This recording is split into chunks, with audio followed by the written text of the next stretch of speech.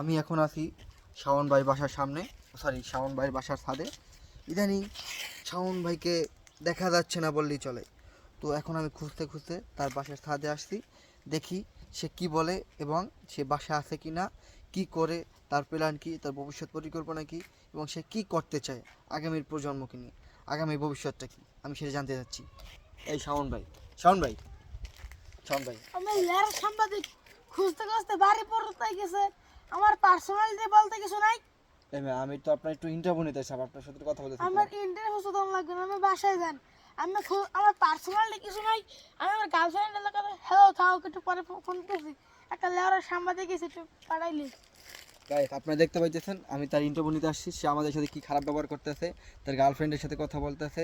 আমি তো একটু ইমার্জেন্সি ইম্পর্টেন্ট কথা বলতে আসছিলাম ভাইয়া, আপনার সাথে কথা বলা যাবে না? কথা বলা যাবে। আমাকে তো বাসায় নিচে নিচে যাইয়ে জিজ্ঞেস করতেন কি করি। আমার ডাক দিয়ে তো ফাঁদে আইবেন, হ্যাঁ তার নাই।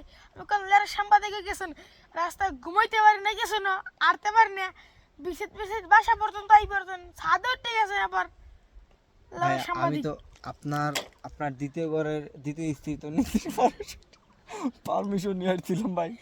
আরে আমার প্রথম যে বউ, ওদের পারমিশন নেবেন। তো সে কোথায় থাকে হে তো নিচে রান্ধে। ভাই? তো আপনি কি এখন এবারে নির্বাচনে নমিনেশন পাইনি কেন? আপনাকে নির্বাচন থেকে আবার লাথি দিয়ে কিক মারে বের বের করে দেওয়া হয়েছে, আপনি সে জানেন? জি ভাই, বের করে দেওয়া হয়েছে আপনাদের মতো কিছু লেওরা সাংবাদিকের জন্য। হোয়াট ইজ দিস ভাই? আমাদের মতো সাংবাদিক আপনি পাবেন কোথাও? আমরা কি করছি ভাই? উঠ কি মারছেন ভাই?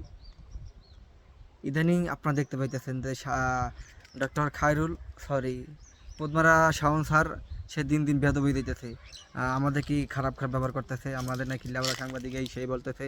এটা গাইস আপনারা সবাই কমেন্টের মাধ্যমে প্রতিবাদ করবেন, সেই ধরনের ব্যবহার যাতে না করতে পারে।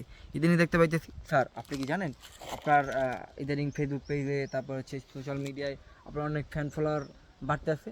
সেটা তো আমি জানি, কিন্তু কিছু করার নেই। আপনাদের মতো কিছু লেওরা সাংবাদিকের জন্য কোনো জায়গায় ঘুমানো যাইতেছে না, হাঁটতে যাচ্ছে, হাত দিয়ে গেলা পর্যন্ত টোকা দেয়, টোকা তুই দেয়। কি জানো আমার নিয়ে আর একটা বাজে কথা কবি তোর?